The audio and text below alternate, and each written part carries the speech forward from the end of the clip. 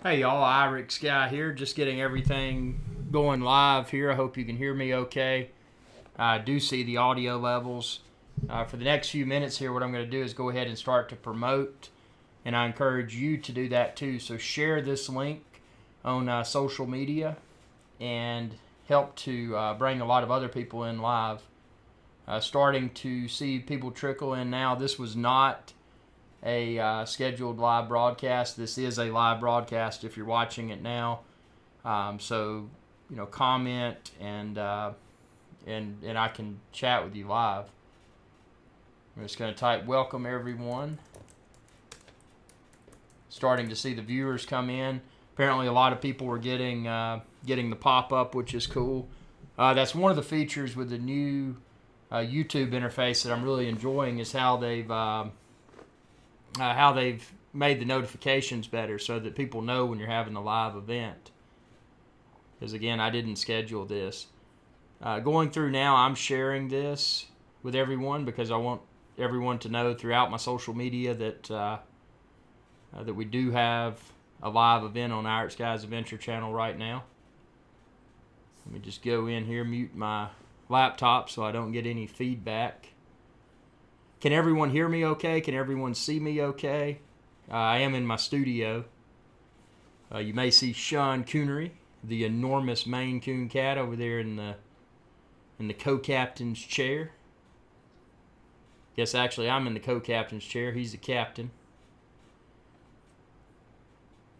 Bear with me for just a minute while I share this.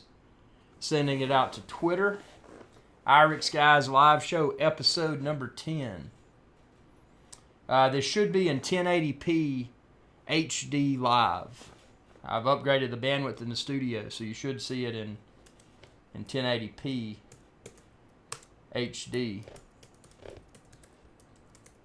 We're going to go through a bunch of cool stuff today. Most importantly, I hope to respond to a lot of questions from the viewers live. That's what I'm most excited about today. Let me just get these out. Again, share to your social media as well. I'm sending it out to mine right now. Just sent it out to Twitter. Now I'm sending it out to Facebook.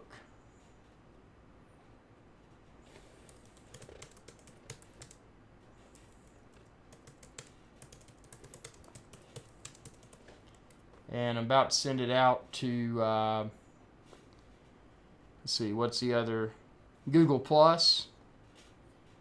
Get that out. So help me out. Share it on your social media. Let's get this out to everyone.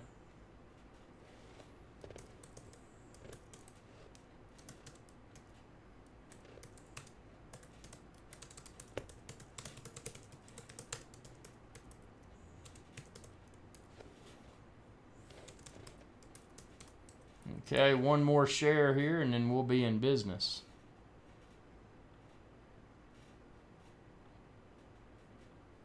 So I'm curious, everybody that's watching now, did you get a pop-up notification or did you just happen to tune in at the right time?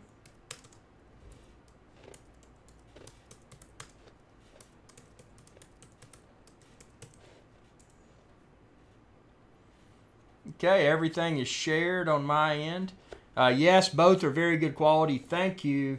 Actually, this is a new studio setup, and the equipment I'm using, surprisingly enough, it's a USB camera. But I am using the Blue Yeti, which should be pretty good audio quality. Mobile pop-up notification, that's really cool. I'm glad that came through. Yeah, we're going to go through a lot of stuff here. I wanted to actually take the opportunity to update all of my fans on a lot of things that are coming to IrixGuy's Adventure channel. There's been a lot of work on the back end that my viewers probably aren't aware of. One of those big tasks, as you can see, the studio, really getting the lighting and everything perfected. Today it's not a live chroma key, but I can do live chroma key in here. Today I've just got on a green shirt because I'm going to go out and exercise. So I knew that if I tried to do a chroma key with that, it probably wouldn't look that great. So doing it without chroma key today, but I am happy that y'all have confirmed that the audio and the video is good quality, because that was another issue with the studio, was bandwidth.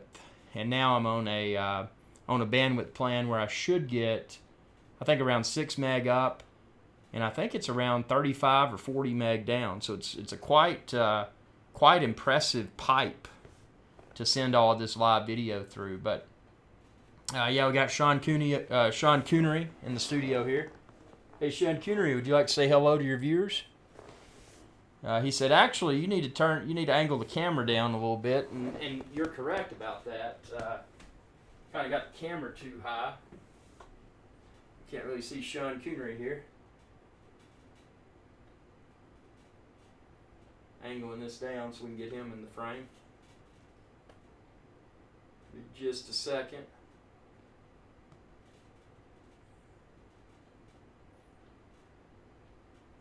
Oops.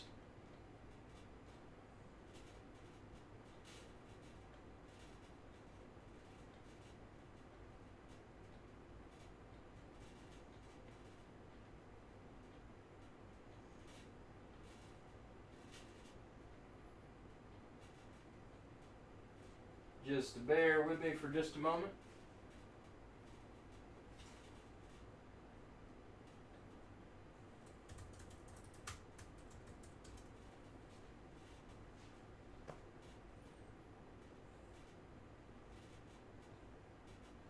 There is a slight broadcast delay, so when I'm adjusting this camera, it's interesting.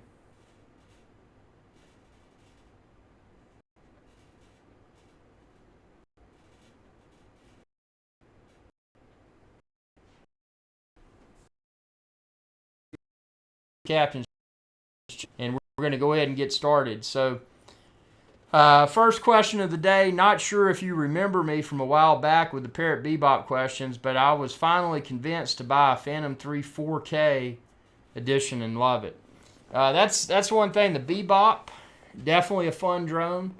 Definitely something that provided a lot of entertainment. But when you're dealing with, particularly if you're dealing with 4K video, you're not, at least in the current model Bebop, you're not going to get 4K.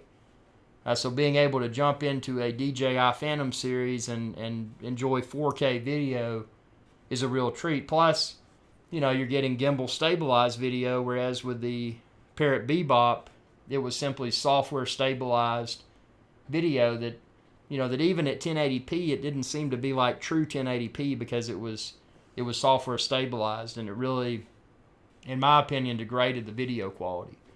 So that's cool. You got the Phantom. And for everyone else out there, if you're looking for DJI Phantom, if you're looking for Parrot Bebop, Typhoon H, Autel, whatever drone you may be looking for, check out 400orbelow.com. You can find the drones, the cases, the lens filters, and all kinds of goodness there. And I've got a big tutorial section. That's a site where I'm constantly working to add more tutorial content. So check that out. But yeah, drones are hot right now.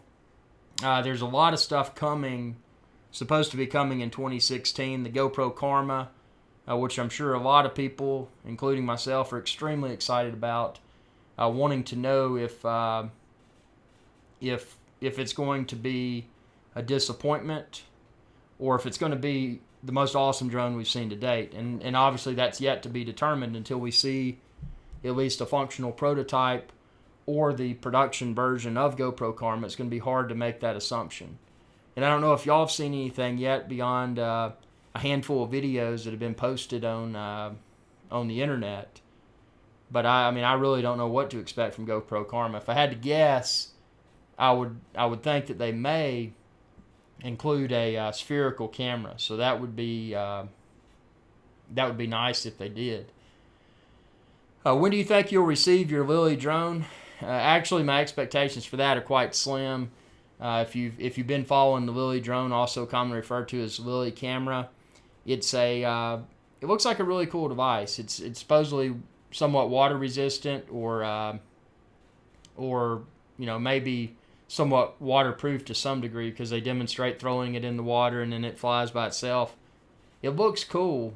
but it looked cool last year, and that's my problem with it, because if we don't, I mean, 4K is not a make or break for a lot of people, but now inevitably, even with some of the more affordable drone models that have hit the market, getting 4K is something that's able to be done without breaking the bank really hard now, and that's something we couldn't do in the past.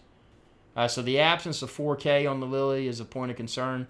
The biggest point of concern for me with the Lily camera is that it keeps getting pushed back, and if it keeps getting pushed back, what are we going to see before the Lily camera hits the market? I mean, maybe there's something so much better. So I don't know. I have no idea. Are you friends with other drone flyers? Well, it's funny you say that, because actually I'm kind of a solo drone guy. I'll take out my drone and fly it around, and I mean, when I'm flying it, I'm around a lot of other people, but I mean, obviously not flying over them or anything, but I've got other people around me when I'm flying it, and I don't know.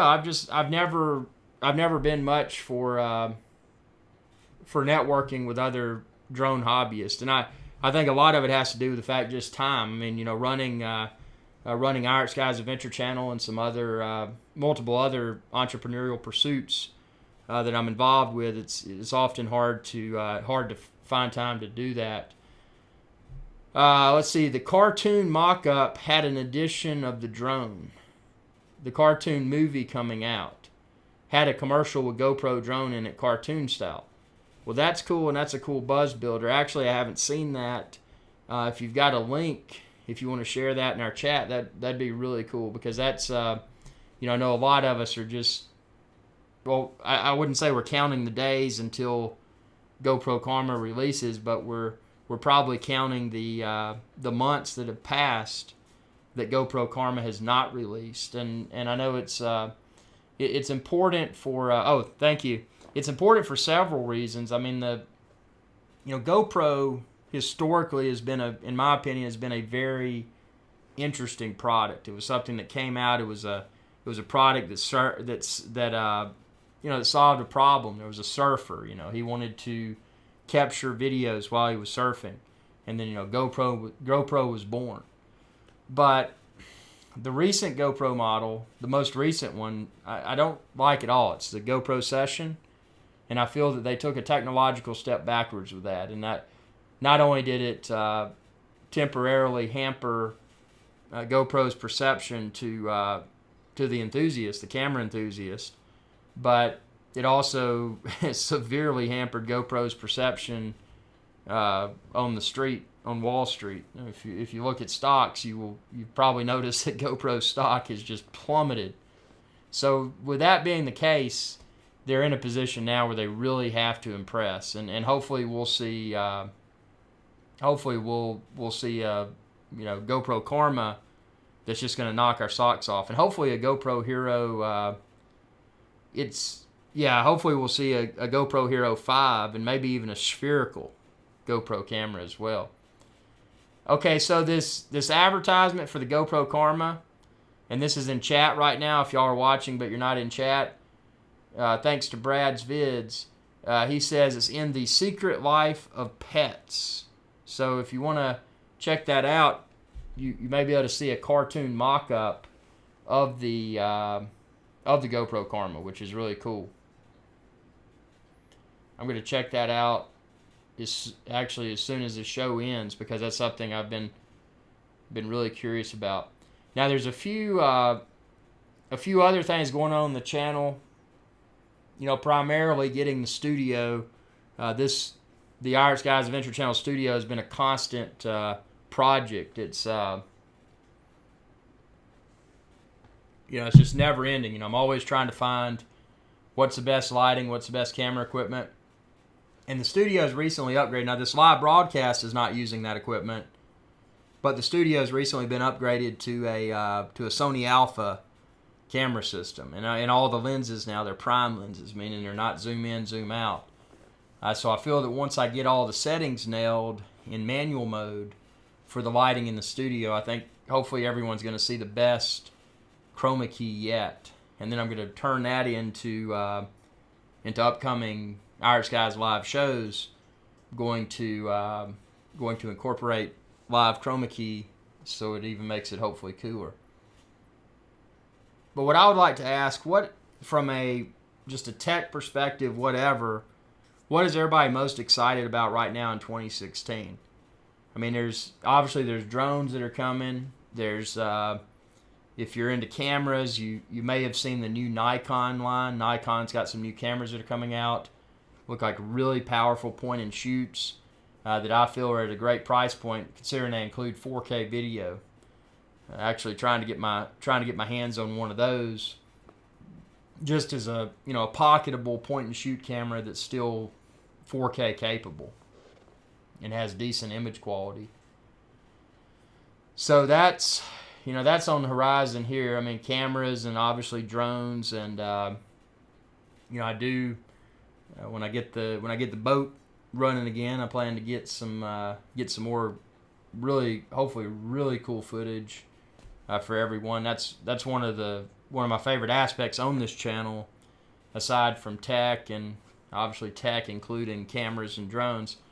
But outside of the tech arena, really getting out and capturing raw. When I say raw, I just mean just authentic footage throughout the tropical regions of the planet. I don't think the 360 cameras are as effective. They're impractical to watch videos on unless you have VR headset, and the quality is not as good stitched together, in my opinion. I agree. The current model 360 videos that we've seen, and you can even check some out on my channel. Just look for the 360 degree spherical. Just like you were saying, the quality is definitely a degraded video quality. It's something, it seems like, it signals where this technology is heading. Once we get really high-end cameras at an affordable price point that can do 4K, and the 4K can actually be stitched together seamlessly, I think at that point we'll have a really cool technology. But with that said, when you're watching a 4K video today, you're probably watching it on a smart TV, or maybe like an iMac with a Retina display. But the thing with that is that you really need a handheld device. Like you were saying, unless you have VR headset, you really need a really high-end handheld device or headset that can do 4K, and that's the big limitation right now. There's some I think that'll do 1080p, but ultimately with that spherical experience, you would want to be able to watch it in as good or better image quality than you would a traditional 16:9 format video. So I think there's a lot of room for growth. I think what we're seeing right now with the 360 spherical is just a promise of what's coming tomorrow. Tomorrow being, I don't know how long tomorrow is going to be from now. So it's interesting. The 360 cameras look cool, but again, a kind of a forward-looking statement. There was something that was on, I forget where I saw it, but there was something cool that was coming out. Some sort of tech gadget, and I'm trying to remember what it was. Question, it says, I bought a MacBook Pro and have my DJI Phantom 3 4K, but the Mac doesn't display 4K, does it? But it seems to be clearly better than 1080p. Actually, that's interesting. At the time of posting this, at least, Apple MacBook does not come in a 4K version. But if you have the Retina version, your resolution can be. Let me see. I'm going in. This is just the base model MacBook Pro 13-inch with Retina. But with it, the resolution, I think, can go beyond 1920 by 1080 is HD. And I think this may go to 1440. Let's see. We're going to Google that. But keep in mind, just because you can't view 4K content natively on a MacBook, you can still edit it And whatever you edit and upload to YouTube, if someone's watching the YouTube video after it's been uploaded in 4K, they're watching it from a 4K smart TV or say an iMac computer with 4K monitor or 5K monitor, then they can experience it. So, just because you can't watch it in 4K doesn't mean that you can't edit and publish in 4K. Well, let's see. Trying to find those specs here for the Apple MacBook. I think it's 1440.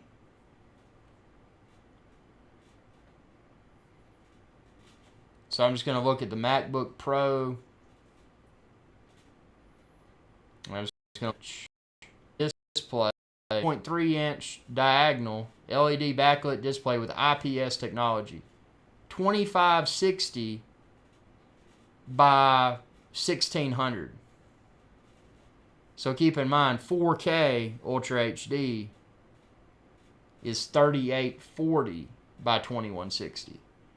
So instead of 3840, the MacBook is 2560. And instead of, what did I say, the second number? 1340 by, no, 1920 by 1080 is HD. 3840 by 2160 is 4K Ultra HD. So if you step up to the larger MacBook, this 15.4 inch, you're going to get 2880 by 1800, but that's still not 4K 3840 by 2160. So currently with a Mac, at the time of posting this, your only way to get 4K is to go with one of the, to go with an iMac model. But keep in mind, you could always attach an external display. If you had a 4K external display, you may be able to accomplish it that way. But yeah, and a lot of people say 4K is not worth it. I will say it, even at the time of posting this, it's still a somewhat futuristic video format. But with that being said, if you watch the prices of TVs, you've probably noticed that the trend has been that 4K Ultra HD TVs are starting to plummet. So, the onslaught of more affordable 4K smart TVs is a way to enjoy that content. Because if you watch the same video in 4K and then watch it in in a lower resolution 1080p TV, you will likely notice a difference too. I mean, it's not night and day like SD TV to HD TV was, but it is significant difference, visual difference, in my opinion, from what I've seen with my eyes. Someone said, I sent my Typhoon H back, got a refund, got myself a Phantom 4. I will say I was the Typhoon H. Be curious to see what prompted you. Which issues did you find with the Typhoon H that prompted you to do that? I'll tell you with mine, and for some of the viewers out here that have seen the previous video, the deal breaker for me with the Typhoon H was number one. It was the micro SD card slot on the controller. It was broken. It wouldn't hold a card. And yes, I was putting it in the proper direction. And even after that, I tried it in the other direction, just to prove a point that it didn't work. It wouldn't latch. It wouldn't engage. And I got the tip of an ink pen and gently pushed it to see if it would latch, and it still wouldn't. The other big gripe that I had with the Typhoon H was, the travel size and weight was manageable. But with that being said, it was still a bulkier and heavier travel size and weight than a Phantom 3 Pro or a Phantom 4. The ultimate deal breaker for me with the Typhoon H was the camera quality. Now, keep in mind, and you may have seen hundreds of videos on my channel with a Phantom 3, Phantom 1, which was not 4K, but starting with Phantom 2, had 4K on it by way of GoPro. Phantom 3 Pro, 4K on it, DJI branded camera, and Phantom 4, 4K video with DJI branded camera. On all of those rigs, and a lot of people criticize me, hey man, don't use auto mode. every one of those rigs, I was using 4K 30 auto mode. And I felt that the results were very nice. When I flew the Phantom, or the Typhoon H, 4K 30 auto, I was personally not impressed. It wasn't, the thing that got me the most about it is when you look at the video, and people have different preferences, but when I looked at the video, it just didn't have the color, what I refer to as color separation. Because if I looked at a video that I filmed with the Phantom 3 Pro or the Phantom 4, and then I looked at a video that I filmed with the Typhoon H, when you're looking at the environment, when you're looking at objects such as trees, etc., I noticed better color in the Phantom videos, and I also noticed better, the big thing was the separation, the saturation, whatever you want to call it. Being able to see where those colors meet, where like a green tree meets green grass, or where a green tree meets brown tree trunk. You know, you really notice all the colors in there, and that's what makes, in my opinion, a good video. Is a video you can watch and you feel like you're in that environment. And I just didn't get that with the Typhoon H. They do have a modular camera on it, so that signals possible progress in the future. You know, maybe they'll release maybe one of these high-end camera manufacturers, you know, like a Nikon or a Blackmagic or a Sony, or, you know, insert your brand here. Maybe they'll release something that would work for that drone in the future. You know, time will tell. But, yeah, it's, yeah, I mean, it's, a lot of people, and I respect this, a lot of people say, oh, you know, a lot of people are drawn to that drone simply because it's new, and I can appreciate that. Because, you know, it's obvious that, and a lot of people compare the DJI company to a company like Apple. And granted, when you're dealing with those, somebody said, let's get back to some comments here. Is the DJI Phantom better or the Typhoon H? Check out my website and just check out all my videos and stuff, and come to your own decision. I just posted in there 400orbelow.com. This YouTube video does a good job explaining why 4K looks better. Okay, cool. Cool video link there in the comments. And then Brad says, everyone please check out my latest drone video posted today. Actually, Brad, I'm going to subscribe. I just subscribed to your channel, and I will definitely check that out after the live broadcast. I don't want to do it now because my bandwidth's kind of a little bit choppy. Yeah, so MC Drone says they found the live video feed choppy. I'm talking about the Typhoon H. Actually, it's funny you say that, because with mine at least, that was one thing that I was actually pleasantly surprised with. Now, you know, obviously I fly line of sight to be safe and responsible, but when I was looking at the controller, I felt the screen and the FPV view was quite decent. And I didn't encounter any choppiness with mine, but again, it may have been, you know, the environment I was flying in, and maybe I didn't. From what I've heard on the internet, and the only thing I can speak to is what I've personally encountered, and that's a defective micro SD card slot on the controller and the lackluster camera quality. But from what I've seen on the internet, there seems to be an inconsistent bucket full of problems that people have encountered. And that's interesting. That's the problem you had, was choppy video. That's really interesting. Someone saying, what are your thoughts on the Autel X-Star Premium drone? Well, actually, you nailed it. You nailed it right on, saying DJI Phantom knockoff, and that's my first assumption, and that's just based upon, and I don't mean this in a bad way, but based upon the visual characteristics of that drone. It seems to closely mimic a DJI Phantom series. What's cool about it comes in different colors. It comes in orange. I'm going to share a link with everyone if you want to see what an X-Star is. I'm going to pull a link up here and put in the comments for everyone. But it looks cool. I mean, from a tech perspective, a tech specs perspective rather, it looks really cool because it's got.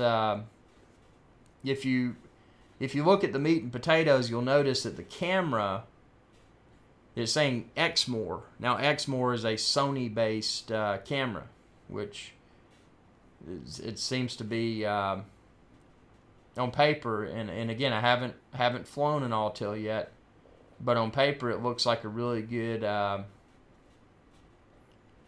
specs for a drone camera.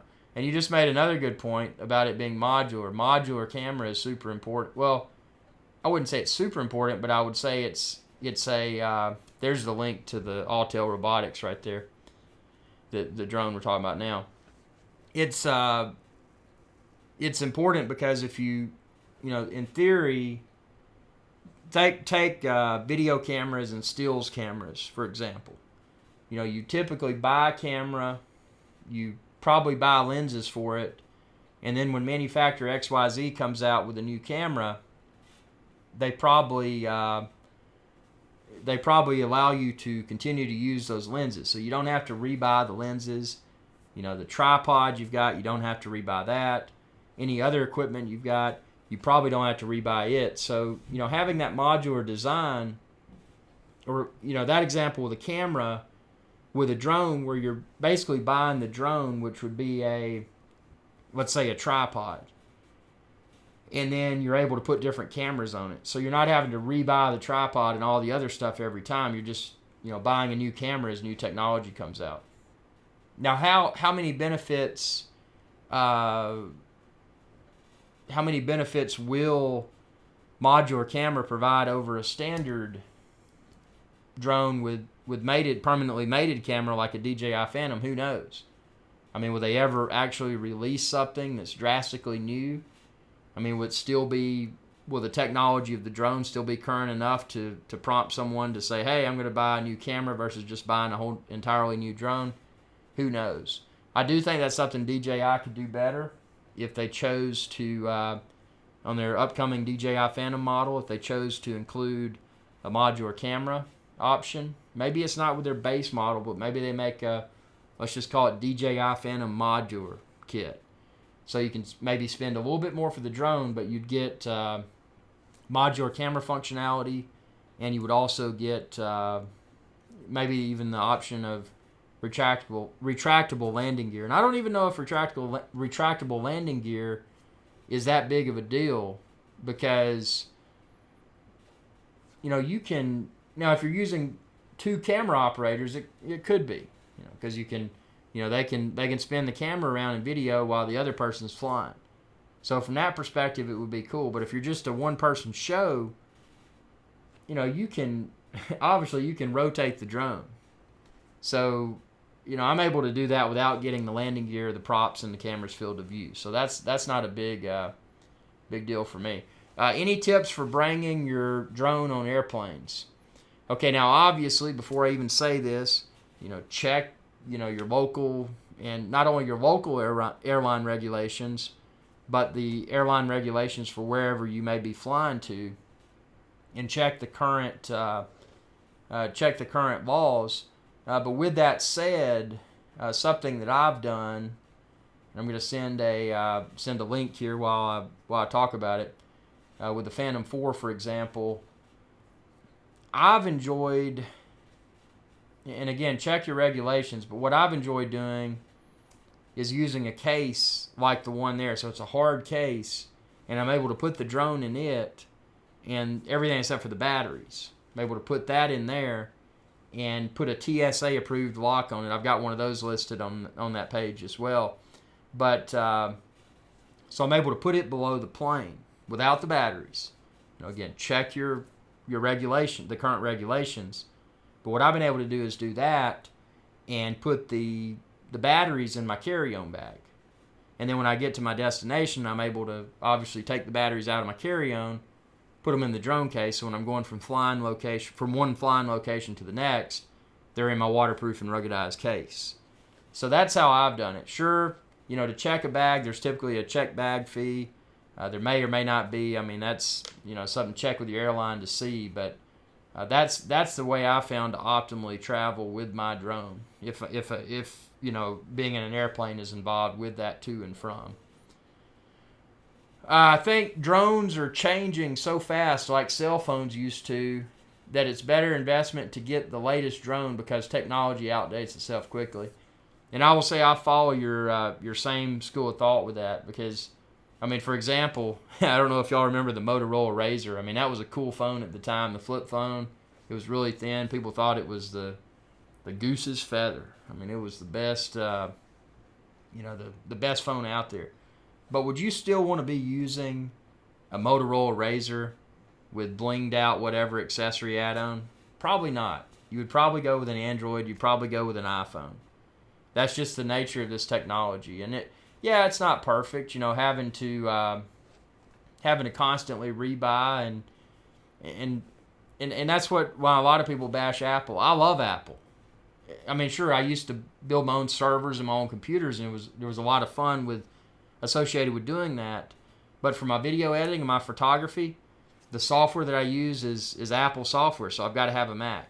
And I've enjoyed my Macs. I've got multiple Macs. I've got this MacBook Pro and then iMac with Retina 5K display, and currently I think it's close to 30 terabytes of external storage for 4K video. So yeah, they work out well. Yeah, sure, it would be better if we had more options, but I don't want to spend more just to have the forward-looking promise of maybe being able to upgrade a camera if the drone's still even relevant. Hey, no problem for the advice. Thank you for your viewership. Not just your viewership, but actually commenting live and watching live.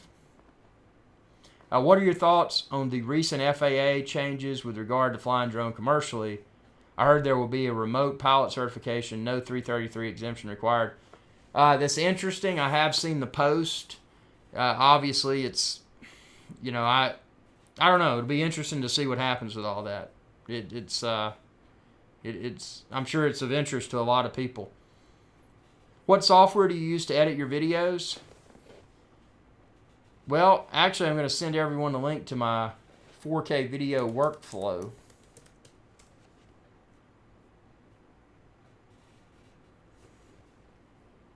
Let's see, be just a second here. Getting the 4K video workflow. So keep in mind whether it's drone content or content that I filmed on the ground with a camera. This is the 4K video workflow. So you can find here, that's actually how I do the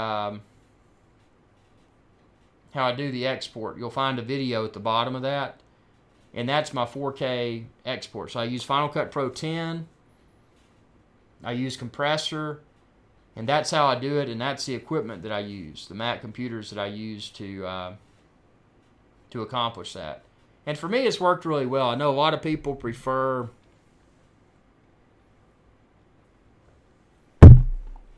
sorry about that. A lot of people prefer using a Windows-based editing software. A lot of people like Adobe Premiere, and I may too if I'd used it recently. But for me, Final Cut Pro 10 was a natural progression from iMovie that came free with my Mac. So I was able to create longer videos. I was able to better compress those videos for YouTube upload. Smaller file size, didn't take as long to upload. And when they play back from YouTube, they seem to look more optimized, I would say, for YouTube. And then also just having the enhanced chroma keying capabilities, the green screening. So it's been a great software for me. Sure, I had to buy it from App Store.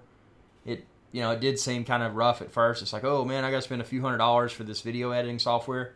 But once I did, and I did this many years ago, I've never looked back. I've never even fired up iMovie because I've been completely satisfied with. Well, the only gripe I've had with Final Cut Pro 10 is that I wanted to set up a render farm because I've got a Mac Mini, I've got an iMac, and then I've got this MacBook Pro, and I wanted to set up a render farm for videos. And that was one piece of functionality I never could get to work. But, that's not a deal breaker. I can set up a queue of a 4K video project to export out a compressor while I do something else, while I go work out or do whatever. And then I come back and they're all exported, ready to upload. And they're small and manageable file size, given that they're still 4K video. They're small enough to upload. Thanks for everything. I'm starting my channel, and you have helped me so much with the startup. Well, cool, man. I just you just got a new subscriber. I just subscribed to your channel. So I wish you the best of luck. Any questions you have, let me know. Follow me on Facebook too if you want to. Facebook.com/IrixGuy. That's one of the best ways to get me. Comment coming in: DJI geofences are bad for the industry. Well, unfortunately, throughout the world, it's like anything, whatever technology it is, it seems to be a trend where, technology is demonstrated. And then if the demonstration of whatever technology is perceived as being impressive, then it receives media attention. And then the media are often responsible for saying, whoa, here's whatever. And the media are often responsible for painting the bad side of whatever technology.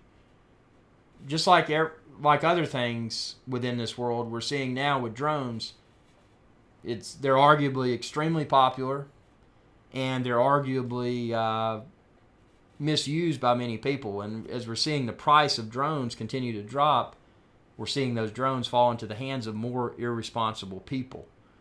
And as a result of that, just like this, like you mentioned here, the geofences, I mean, we're getting the, and I'm not saying this is a bad thing, but we're getting the seat belts and the airbags for drones. Cars didn't used to have seat belts. They didn't used to have airbags. You go out there, you're responsible, and if you were safe, you may get home without dying. But now you got to have all these airbags and seat belts and laws to create the false perception that something's safer. And I hope, the way society works, we will probably see that with drones. But it's just one of those frustrating things that we unfortunately have to deal with if we want to continue to enjoy this hobby and watch this hobby continue to evolve. So, you live stream on Facebook, so you're live streaming with the drone. That's really cool. Let's see. But doesn't DJI provide legitimate ways around their geofencing? Well, and I can just speak from my perspective. Obviously, when I fly, I'm aware of where I am. I don't need an app to say, oh, you can or can't fly here, because I've checked the area. I know that there's no airports nearby. There's nothing that the power lines and stuff that could pose a threat to the drone. None of that is nearby.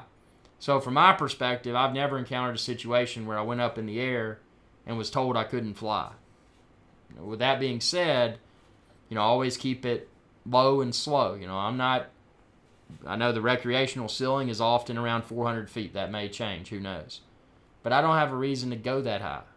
I'm wanting to get the quality video at a low altitude, so it looks really cool. I've never encountered an issue. Again, I've never encountered an issue with any of my drones, which, these new technologies came into play with the more recent models. But, Phantom 1 through present, I've never encountered a flying situation where I was prohibited from flying. So from my perspective, it's not an issue. The issue I see, the potential issue that I see, is a forward-looking issue, something that if over-regulation does come into play, where we're starting to see crazy things. Like, let's just come up with a crazy example. Like, you can't fly a drone if there's a I don't know, if there's a swimming pool nearby or something silly like that. What would that have to do with drone safety? I mean, just ridiculous things like that. If you run into that where you couldn't, where you got to the point to where you're going out to enjoy the hobby, and it was going to be a situation where it was hit or miss when you hit that button if you could even take off. Now that would be annoying. Let's see here. We've got, I think I just had a brief moment of lag there on the video view. Let's see. Can everyone still see me and hear me? I think I just had a hiccup. Okay, it's back now. This was just something on the network here. Phantom 3 Pro and video is solid, but it does have moments of lag. Yeah, there's, even with the light bridge, and that's been the case with Phantom 2 Vision Plus through present. The light bridge seems to be a little bit better than the Wi-Fi that you get on Phantom 2 Vision Plus, Phantom 3 4K, or Phantom 3 Standard. But there's still, I've noticed some latency with the light bridge as well. But again, I don't fly FPV. I'm just using that to visually confirm whether or not what I'm trying to snap a photo of or film is within the camera's field of view. So, greetings from Switzerland. That's awesome, man. I bet y'all got some good chocolate over there in Switzerland. That's a place I want to go. I haven't. The crew and I were talking about taking a trip to Switzerland, and it hasn't happened yet. But that's got to be an incredible place to live. Are they pretty cool with drones over there? Can you get up and fly a drone, or do they overregulate it?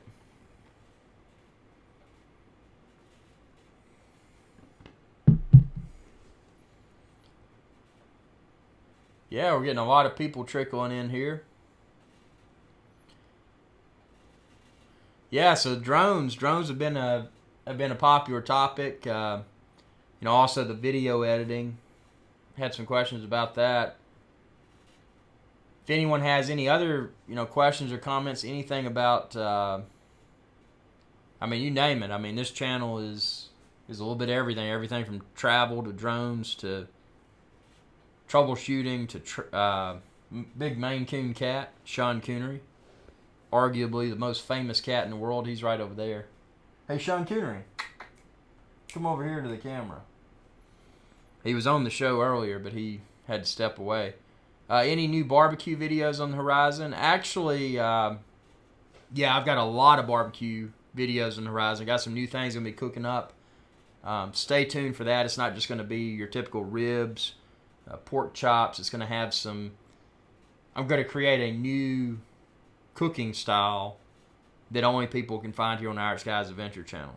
So stay tuned for more from Chef IrixGuy very soon. And it says, hey IrixGuy, when you travel, do you carry your drone with you on the plane? Does TSA give you a hard time? Well, like I'd mentioned earlier, I use and again check your local regulations, and not just your local, but the regulations for wherever you may be flying to. But what I do, I use a hard case, and this is the case that I use right here. Hold on, I gotta paste it over here. That's the case that I use, and I take the batteries out and put them in my carry-on, but I check the drone and the other accessories, minus the batteries. I check that below the plane. I've never had any hard time, but I did have an interesting scenario. Well, actually, I've had a couple. One time I was going through security and got to my final destination. It was an island out in the Caribbean. And when I put my drone up on the case, on the counter rather, it already made it through customs and this, that, and the other. And they're like, hey, sir, can you come here? We want to see what's in that case. Because obviously, you see a brightly colored case, you're probably curious to know what's in there. So they make me open it. But because I've been on a long flight, it started hissing because it has a pressure release valve on it. So TSA is looking at me. I'm looking at TSA. I'm like, oh, it's a pressure release valve. Everybody's kind of panicked. And finally, it stops hissing, and they open it up. And then we start talking about wahoo fishing. So, it was an interesting conversation. There was one other scenario, and I was going through customs, and in this situation, actually I was in the airport, so I had the batteries in my carry-on, and they said, sir, there's something in your bag. What is that? Something along the line. Should we be afraid of this? I'm like, no, I hope not. I hope somebody didn't stick something in my bag, but what had happened is that it was in my carry-on, and when you push the button on the Phantom battery, that it lights up to show the charge remaining. Well, it had illuminated. I guess something in my bag hit it, so the battery was actually on. So when they ran it through their detection device or whatever, they saw these lights flashing. They freaked out. So that was interesting. Yes, I do use Final Cut Pro, and you can go to snagbear.com and find my Final Cut Pro equipment and my 4K video editing workflow. And I use that workflow for not just drone videos, but also my 4K in the studio videos and other stuff. And do you have to pick and pluck foam cases on your website? I'd love to support you in your adventures. Well, looking at the link I just sent, if you go with that second case, then you wouldn't have to pluck.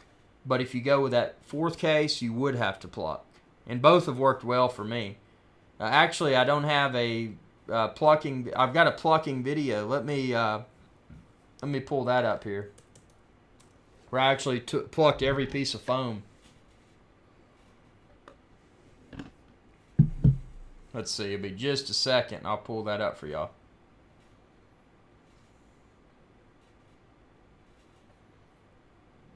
Loading it up here.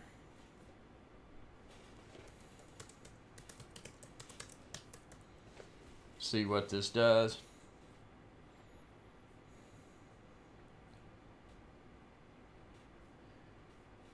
Yeah, I remember I filmed a video. I actually plucked everything. But again, that second one, if you don't want to pluck it, but if you want to pluck it yourself, here's how I plucked it for my Phantom 3.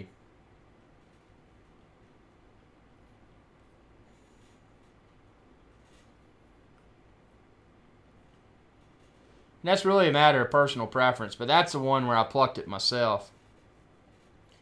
Would you rather buy a Phantom 4 or a ready-to-fly race quad for 4K footage? Well, I know a lot of people are, and it seems like a cool hobby. I'm not into racing, so I would definitely go with the Phantom 4. And the only reason being is that, it's that slow and steady flight. So when I'm going slow and steady and it's gimbal stabilized, I'm capturing optimal quality 4K video. So that's that's important for me. So for me, I wouldn't have any interest in the racing quad. If I did, it would be because I wanted to race, and I wouldn't even have a camera for filming video attached to it. How much foam could a foam plucker pluck if a foam plucker could pluck foam? Check out my video. I plucked a lot of foam. Looking to pluck a spot for my drone, but also pluck some spaces for my GoPros and DSLR cameras. I will give you a heads up. When you pluck it all out, you'll notice that there is a little bit of space left. But if you're going to try to pack in a lot of stuff, you're probably going to be disappointed, because by the time you put the drone in, a few extra batteries, the controller, maybe a sunshade for the controller, maybe your tablet or your iPod Touch like I'm using to fly it, you'll probably notice there's not a lot of extra room, because when I travel, that drone case, that hard case, is dedicated to my drone. And then I've got my backpack, actually a really cool backpack. Let me send y'all a link to the backpack that I use now, and it's what I carry my Sony Alpha in and my laptop. So this is let's see, get y'all a link here. I've been really happy with this. Now I did use a more base model backpack in the past, but this one has just been really cool, because I can put the camera and the lenses in the bottom. So if you're walking through a sketchy place, like I often do, you're less likely to get pickpocketed. So I mean, from that perspective, I've been very thrilled with it. Someone would really have to yank it off of your back, or they'd have to yank it off of your back, or really dig down in there to pull your camera and stuff out. And on the top, I'm just putting the camera accessories like the batteries and that sort of thing. And typically when I'm out roaming around, I don't have my laptop with me. I have it in there when I'm traveling in an airplane, but I don't have the laptop when I'm running through these areas, because a lot of the places, if you watch my videos, it's to go to get the good scenery and to get the good food, the good scenery, and the authentic experience, the non-hotel experience. Nothing wrong with people that are hotel travelers, but I'm not a hotel traveler. I'll go out, I'll get the cheapest place possible, and I'm talking, most of the time at or around $100 US a night. So this is not luxury travel, but you get out and you get to see the real stuff. You're not seeing the chains of hotels on the beach. You're seeing the beach, you're seeing the trees, and you're seeing nothing. But also with that comes the possibility of getting mugged and that sort of stuff. So you always got to be aware of what you have with you and how you carry it with you. And for that reason, I feel better about this backpack than some other things I've used. Someone says, would you ever consider buying a unique tornado? I definitely would not. And that's just my own opinion. My opinion so far, and this is based upon my experience, I know a lot of people may have had a better experience, but the older model uniques, I wasn't a fan of them. When I say older model, I mean pre-Typhoon H. I wasn't a fan of them because the controller just wasn't there, the FPV experience wasn't there, the camera quality wasn't there, and they were too big. I could get a lot better results from a DJI Phantom. What really ruined it for me was my experience with the Typhoon H, and the fact that the micro SD card slot on the controller was defective. That's a quality control issue. The fact that the camera was subpar, maybe the camera was really messed up, maybe it just functioned that way.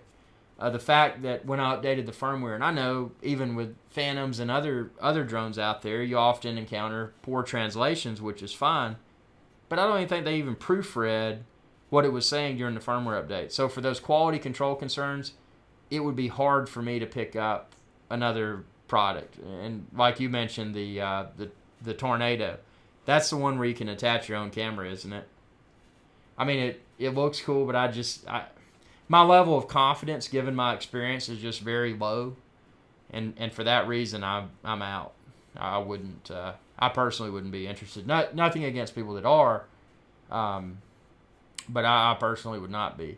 When you travel, do you check your Phantom case or carry-on? Actually, that's something I chatted about a minute ago. Check out this link, and you can find the case that I check. And again, check your current regulations.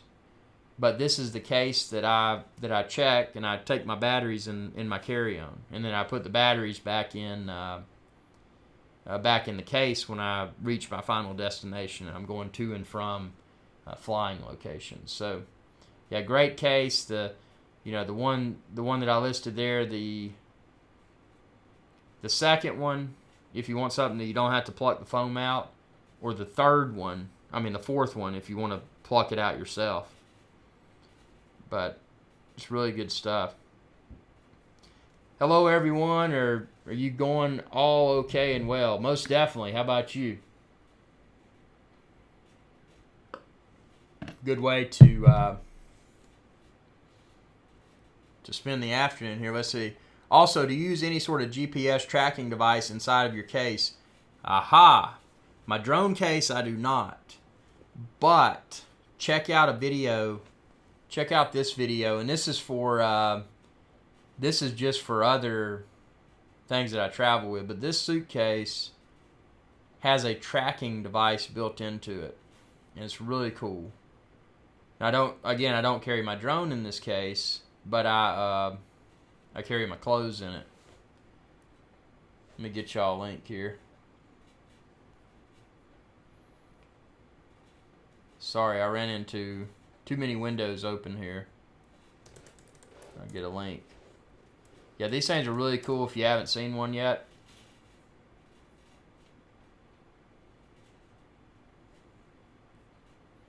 Oh, and you'll probably notice that that snagbear.com and 400orbelow.com are both a lot faster.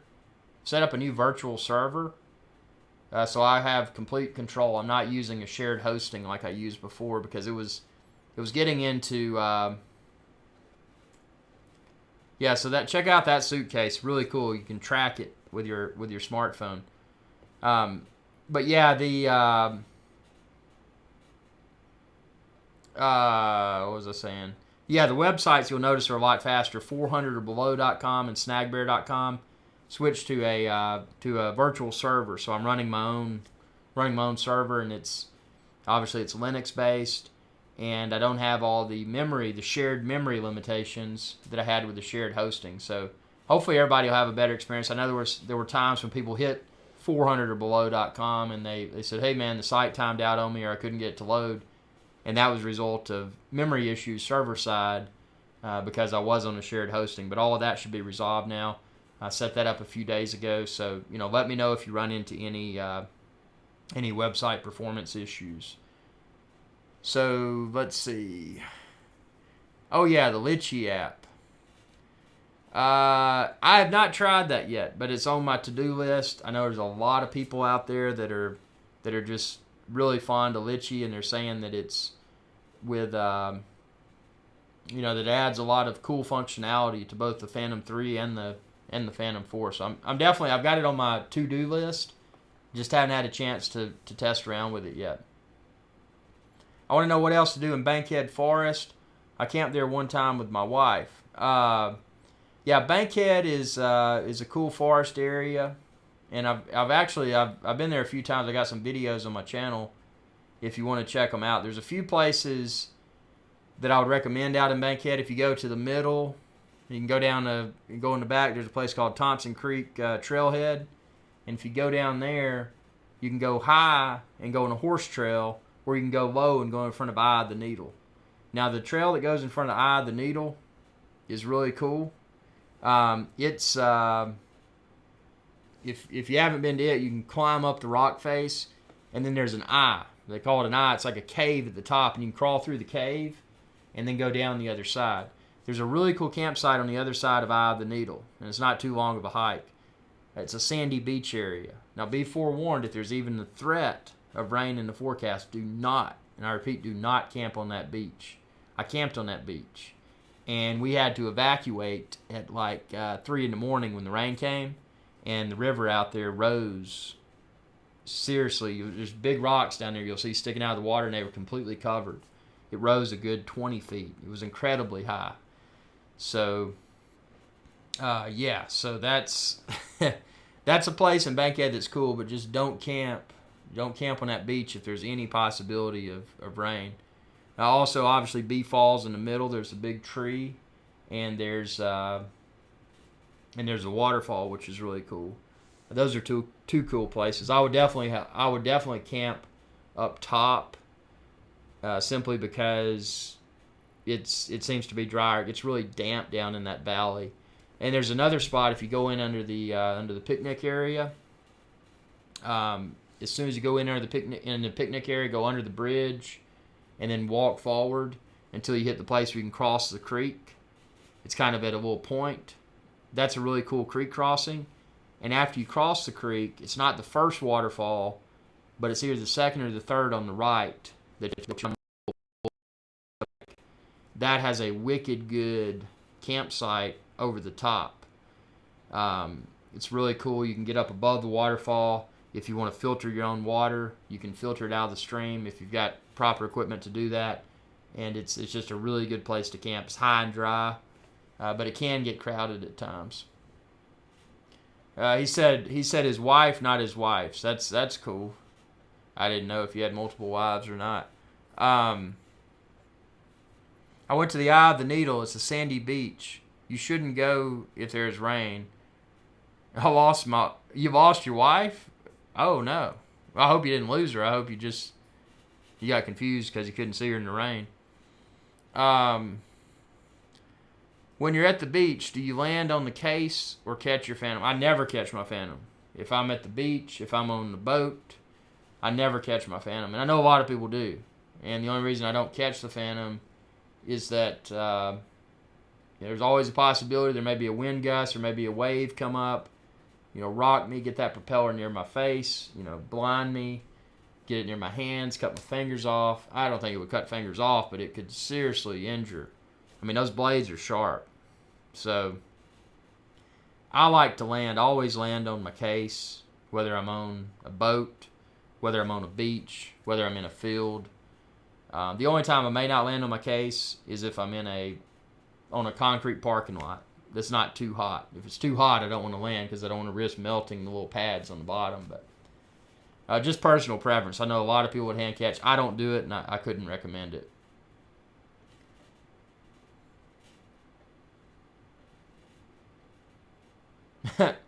She didn't make food as good as my third wife. Well, that's cool.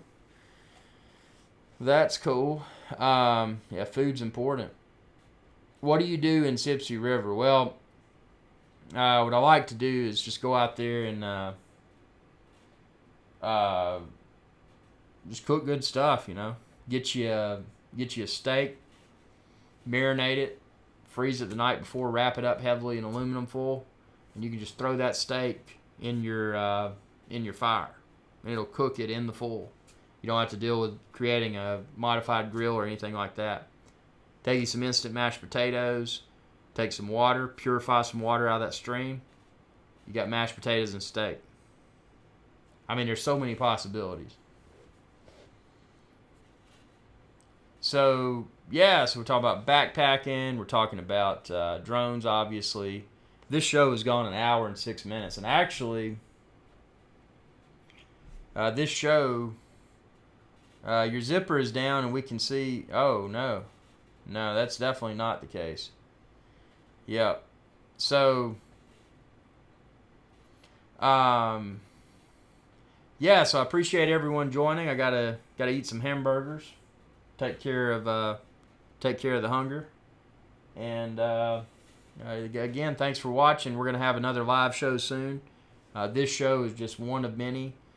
Again, I want to bring a lot more live shows to IrixGuy's Adventure Channel, youtube.com/IrixGuy, because it's a cool way to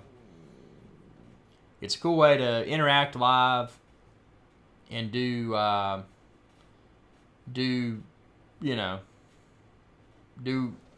whatever, just talk about whatever in real time. It's the best way to do it. Do you like your I'll get a few more questions here before we conclude. Do you like your Typhoon H or Phantom 4 better? Well, I mean, I really wanted to like the Typhoon H, and it looked cool. And I'll admit, when I saw that landing gear lifting up before it started flying, that was cool. And the problems with it, I mean, man, it just didn't do it. It didn't cut the mustard. From a visual perspective, if I was somebody on the sidelines, I knew nothing about drones, I'm just sitting there watching somebody fly a drone out in the field, I would look at it and I would say it looks cool. And I would probably say it looks cooler than the Phantom 4.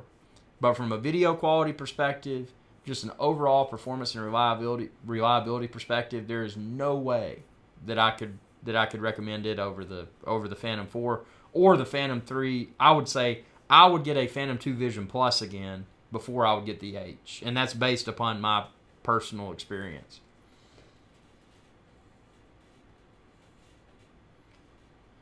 Thanks, everyone. Thanks for the kind words. And, again, appreciate your viewership, sharing with others. If you haven't subscribed already, please be sure to do so. youtube.com/IrixGuy. And join me on Facebook, too. Facebook.com/IrixGuy. Twitter.com/IrixGuy. Instagram.com/IrixGuy. And Pinterest.com/IrixGuy.